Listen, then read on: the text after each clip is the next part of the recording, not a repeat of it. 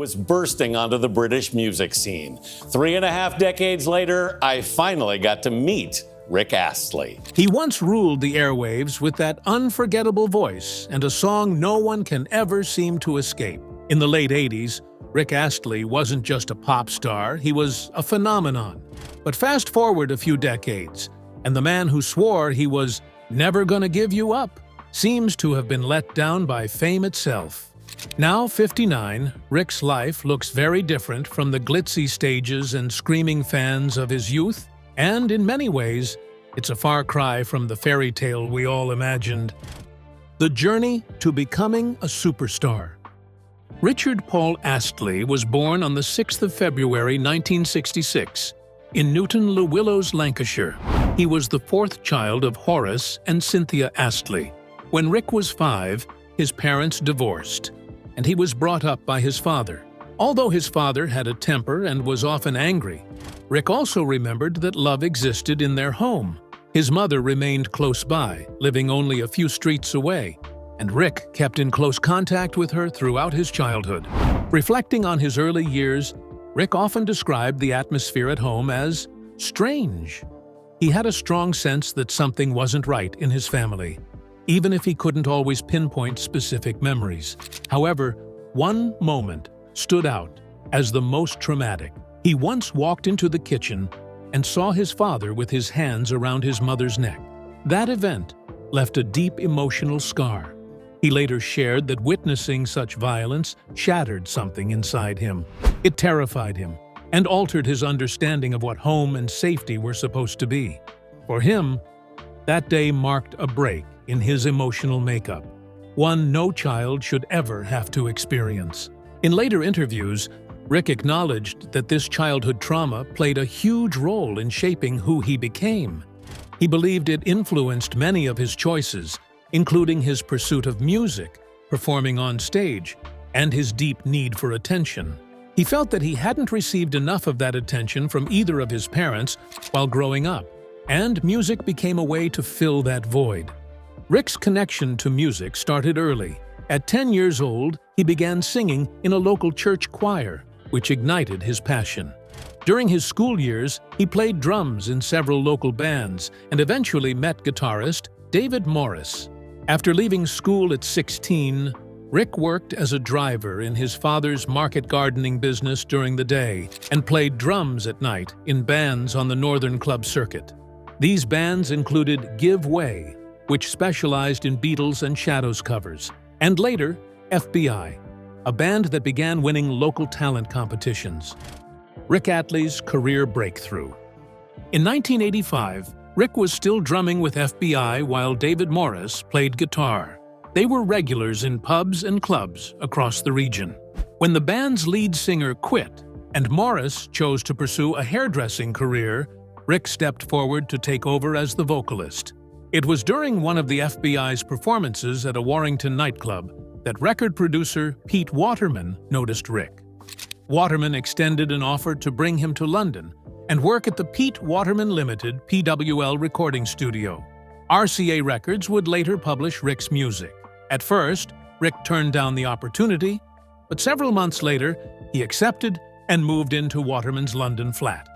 Waterman's team also brought in other members of the FBI, including Morris, who joined as a guitarist and songwriter. Once in London, Rick began working under the guidance of Stock Aitken Waterman, the production trio of Mike Stock, Matt Aitken, and Pete Waterman. They started him off as a Studio T-boy, an informal apprenticeship that lasted 2 years. Rick was hired as a tape operator, partly to help him overcome his deep-rooted shyness. During that time, Rick often watched other artists in the studio scoring hit after hit. He admitted that he felt impatient at times, wondering when it would be his turn, but he never believed the producers had forgotten him. He trusted that when his moment came, it would be big, especially since Stock Aitken Waterman had by then become a hit-making powerhouse. By early 1987, Rick Astley was already dipping his toes into the world of stardom, even if few yet knew his name. In March of that year, he lent his vocals to Let It Be, a cover recorded by the charity supergroup Fairy Aid. The single dominated the UK singles chart for 3 weeks and earned gold certification after shipping over 500,000 copies. It didn't just top the charts in Britain. It also reached #1 in countries like Norway and Switzerland, announcing Astley's arrival to an international audience before he'd even dropped a solo single. Astley's first official single was When You Gonna, a duet with Lisa Fabienne. Though it received no real promotion, it still managed to climb to #17 in the Netherlands, #20 in Belgium, and even cracked the US Billboard Dance Club Songs chart at #11. Producer Phil Harding once recalled that during those early days, no one quite knew what to do with Rick. The initial strategy was to break him in the club scene, but, unexpectedly, the song opened doors at major radio stations like Capital Radio. Before that, Astley had already contributed uncredited vocals to Ochi Brown's 1986 track, Learning to Live, Without Your Love. The duet, which Brown only heard for the first time after receiving her album, was later released as a single in October 1987 in an attempt to cash in on Astley's newfound fame, but it failed to chart in the UK. Everything changed with Never Gonna Give You Up. Recorded on New Year's Day 1987, the song was released 8 months later, and it would alter the course of pop music history. Producer Mike Stock remembered how the first idea had been to record a Motown cover, The Temptations' Ain't Too Proud to Beg. But once he heard Rick's voice, he knew that going the cover route would only undervalue his immense vocal power. That's when Stock, Matt Aitken, and Pete Waterman decided to write something original for him, what became Never Gonna Give You Up. The idea for the song came after a conversation between Astley and Waterman about Rick's deep affection for his girlfriend at the time. The lyrics, melody, and chords were shaped around that sentiment, and Mike Stock later revealed that the Colonel Abrams hit Trapped was a huge influence on the sound. He explained that he didn't want Astley's debut to sound like something made for Kylie Minogue or Bananarama. So instead, he used the syncopated bass line from Trapped as a foundation for what became a defining sound of late 80s pop. Initial mixing was handled by Phil Harding, with synthetic string and brass sections added by Ian Curnow. Pete Hammond was tasked with creating the final mix, one where Astley's booming voice took center stage. Although the team weren't particularly excited about the track at first, once the finished version was in hand, they knew they had something potent.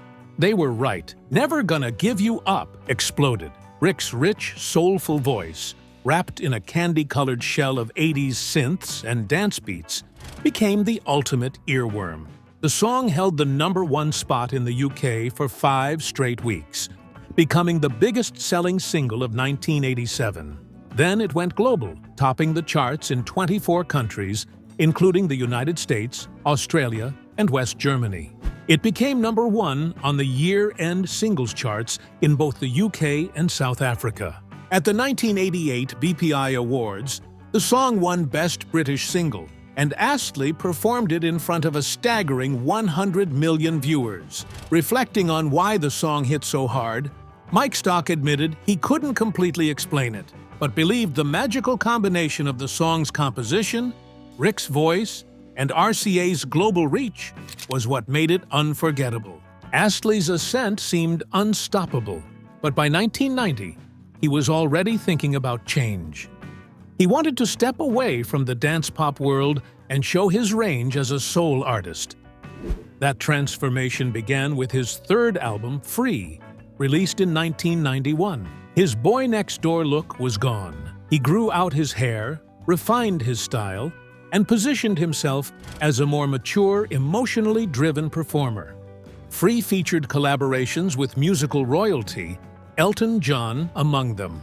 The album debuted at #9 in the UK and #31 in the US. Its breakout single, Cry for Help, soared to #7 in both the UK and the US and reached #4 in Canada. On adult contemporary charts, it went even further, hitting #1 in both the US and Canada. The song's video was a staple on MTV Europe, helping it gain further traction. It was honored with a BMI Pop Award in 1993, celebrating its impact on the charts and the airwaves. However, the album's other singles didn't make the same impact. Move Right Out reached number 58 in the UK and number 81 in the US, while Never Knew Love stalled at number 70 in the UK and didn't chart in America. Still, Free had given Astley another career high, one last powerful anthem before the spotlight started to dim. His next album, Body and Soul, arrived in 1993 with little fanfare. It leaned heavily into adult contemporary territory, but Astley's heart was already turning away from fame. He'd made the decision to step back from the music industry, seeking a quieter life, far from the neon of MTV and the pressures of global success. The album didn't chart in the UK and barely registered in the US, peaking at number 182 on the Billboard 200. Still, it wasn't a total fade into obscurity. The album's singles performed well on adult contemporary radio in the States. The Ones You Love reached number 19, and Hopelessly climbed to number 4. The Ones You Love also landed at number 48 on the UK singles chart, while Hopelessly peaked at number 28 on the US Billboard Hot 100, marking Rick's final top 40 appearance in either the UK or the US. Hopelessly stayed in the US top 40 for 5 weeks and landed at number 33 in the UK.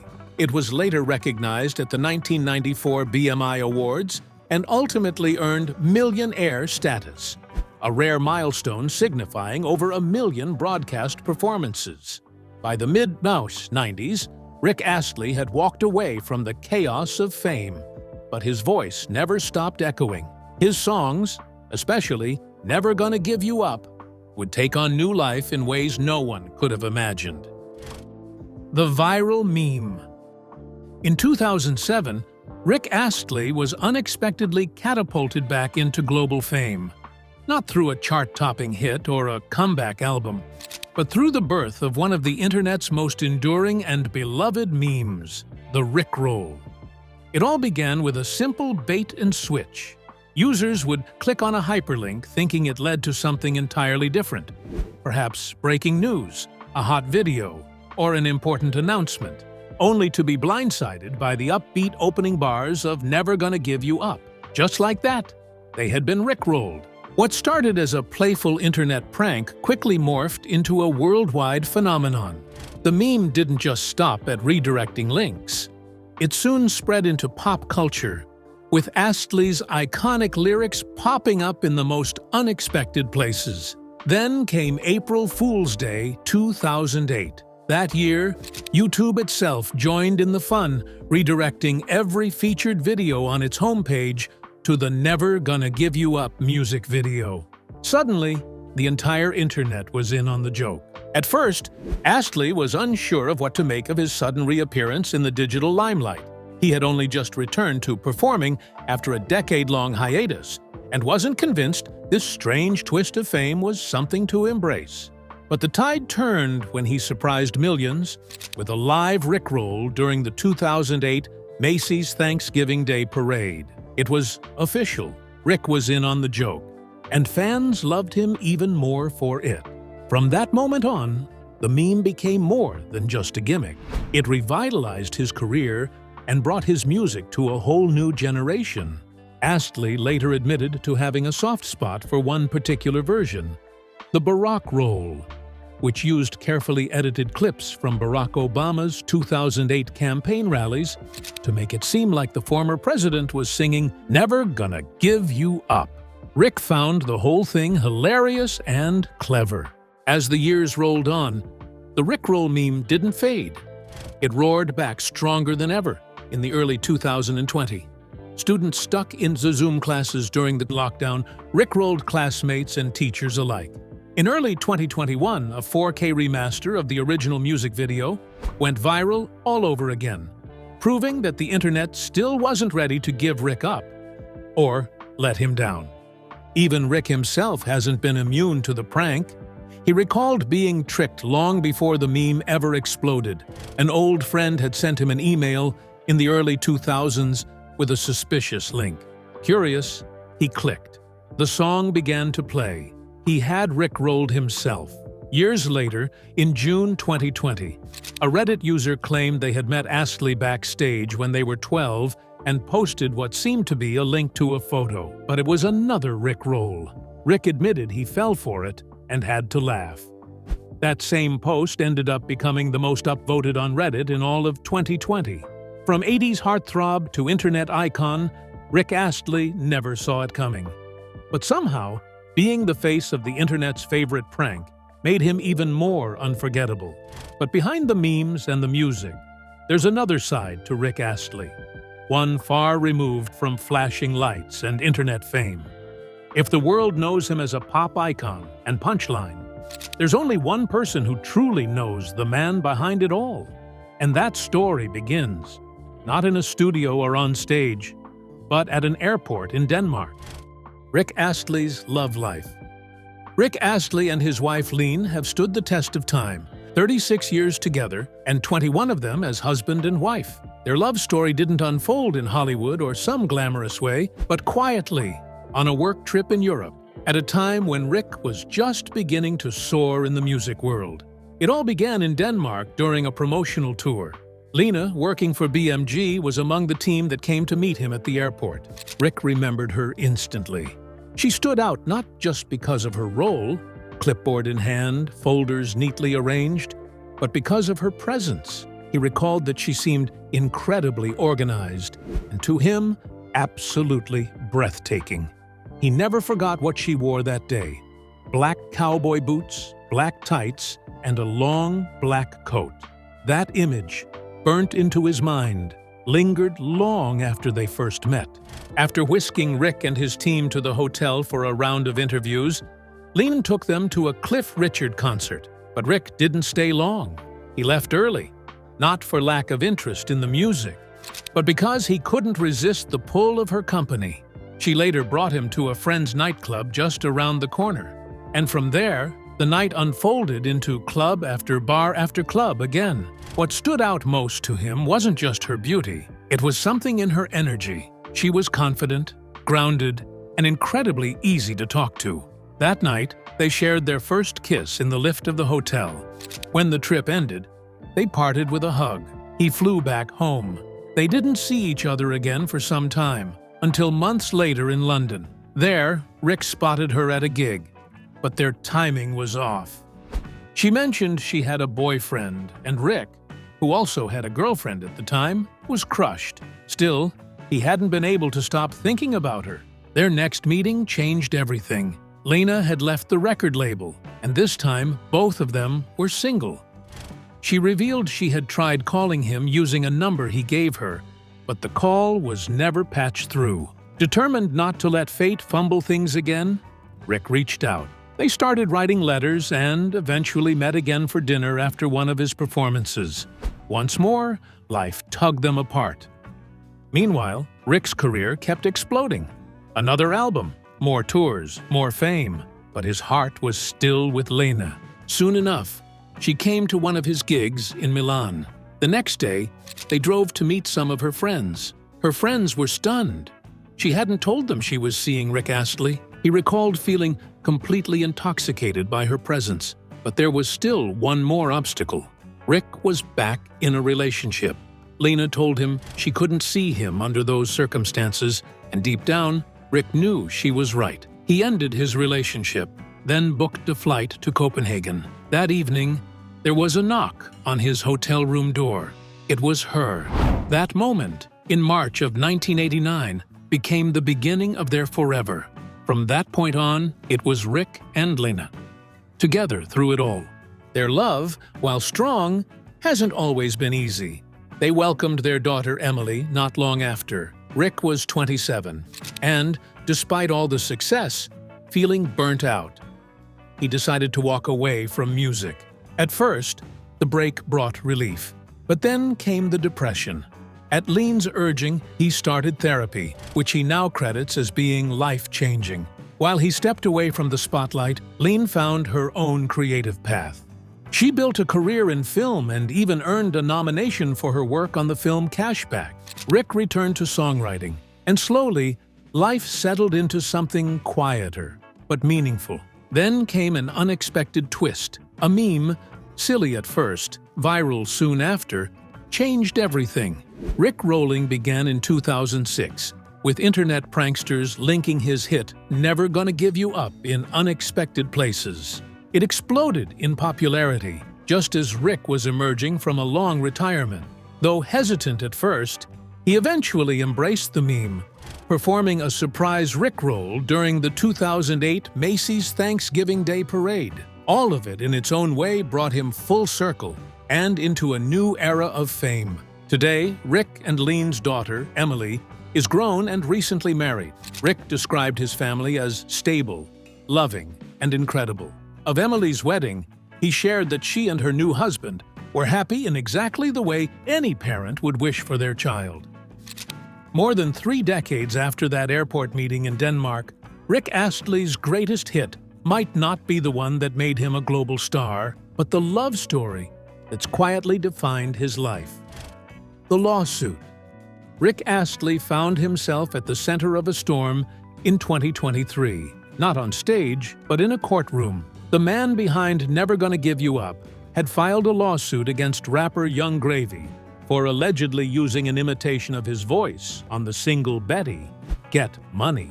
Though the song interpolated Astley's 1987 hit, Astley was adamant that what crossed the line was the use of a voice that sounded unmistakably like his own, without permission. The issue wasn't with the song's melody or lyrics. Those had been cleared through proper licensing from Stock Aitken Waterman, the writers of the original track. But what Astley argued was that the song's true identity lay in his voice, a resource that couldn't be reproduced or borrowed at will. His lawyers claimed that this wasn't just a technical violation, it was a breach of something personal. The voice used in Betty was described as deliberate and nearly indistinguishable from Astley's, and the lawsuit claimed it was designed specifically to ride on the coattails of his goodwill and fame. Astley's legal team named producers Dylan Francis and Nick Seeley, also known as Popnik, as co-defendants, accusing them of conspiring to mimic Astley's vocal signature. In their words, it wasn't just flattery, it was theft. They insisted that the team had attempted to capitalize off of the immense popularity and goodwill of Mr. Astley. Meanwhile, representatives for Astley in the UK confirmed to the BBC that a case had officially been filed in Los Angeles, stating that Astley had always been extremely protective of his name, image, and likeness. The legal documents outlined how he had been in talks for a future collaboration that would have prominently featured his voice, plans that he claimed were now damaged beyond repair. The damages were reportedly immense, and while the exact amount sought wasn't revealed, Deadline described it as a multi-million-dollar lawsuit. Young Gravy, born Matthew Raymond Howry, didn't deny the use of an impersonator. In an earlier interview with Billboard, he explained that they had essentially rebuilt the entire song, using a different singer and new instruments, saying it was all really close because that made things easier legally. Despite the legal noise, there was no stopping the legacy of Never Gonna Give You Up. From topping charts in the late 80s to being reborn through memes and TikTok trends, the track had embedded itself into pop culture. The case with Young Gravy may have been murky, but it closed quietly. By September 2023, the lawsuit had been settled out of court, with the details kept under wraps. But the drama didn't end there. Another unexpected twist in Astley's memoir never involved a different British icon, Noel Gallagher of Oasis. Astley admitted that, entirely by accident, he once got Gallagher into trouble for something he didn't do. Both men had been invited to perform at a special 2017 benefit concert, marking the reopening of Manchester Arena after the horrific terrorist attack at an Ariana Grande concert months earlier. Astley remembered the event as emotional, but also deeply joyful, a moment of unity and music after tragedy. He also recalled how a silly backstage tradition of his nearly sparked some chaos. Over the years, he'd gotten into the habit of defacing his own dressing room sign at gigs, writing underneath his name until it read, "Rick Astley is a T*T." It was a daft little joke to pass the time, something he always did for a laugh, but at that Manchester show, his harmless mischief backfired. After scribbling on his sign again, he spotted Noel Gallagher's security man tearing it down, likely thinking someone else had done it. Astley had to sheepishly confess that he was the culprit. But the situation escalated when someone burst into Gallagher's dressing room and accused him of bullying other performers by leaving the offensive message on Astley's door.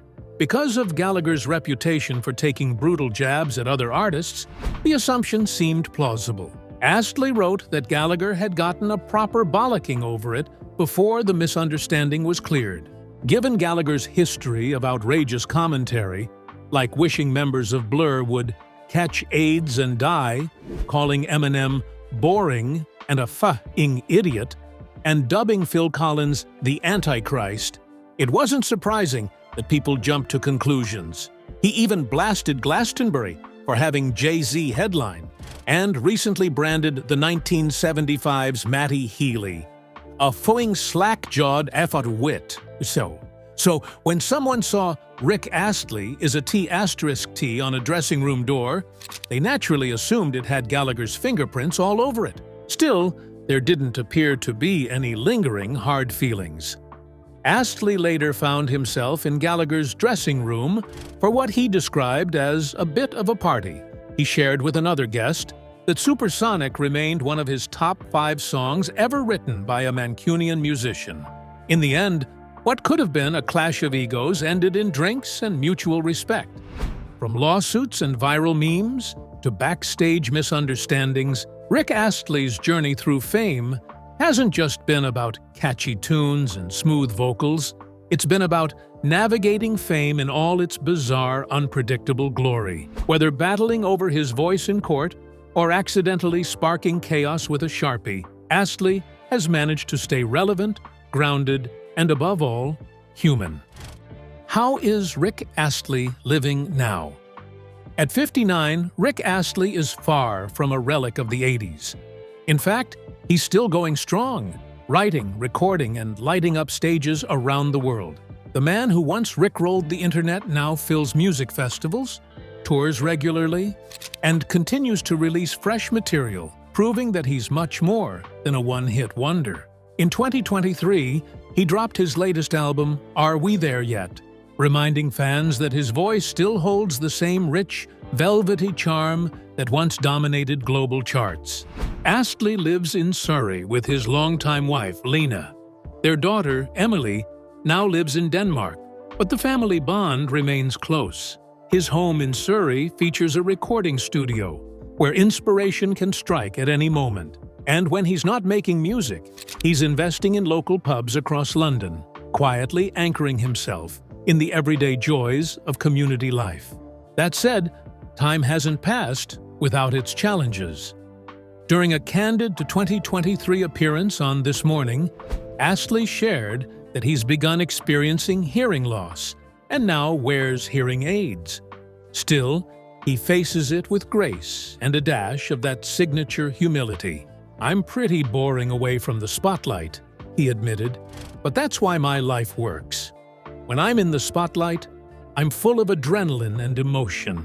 When I'm off stage, my favorite thing to do is to go for a walk." Looking ahead, he shared that his biggest ambition is to simply remain sane. "Seriously," he said, "my plan to achieve this is by doing less." And as for Never Gonna Give You Up, the song that made him a legend, Astley confessed that it won't be playing at his funeral. "I certainly won't be playing it, and I don't think anyone else will be playing it either," he said with a smirk. "I don't even know if I want to be remembered. I think the music almost lives in its own world. I'd prefer to be remembered for being a decent person." Did you ever love Never Gonna Give You Up? Share your thoughts in the comments. Don't forget to like, share, and subscribe. And click on the next video showing on your screen. You're going to love it.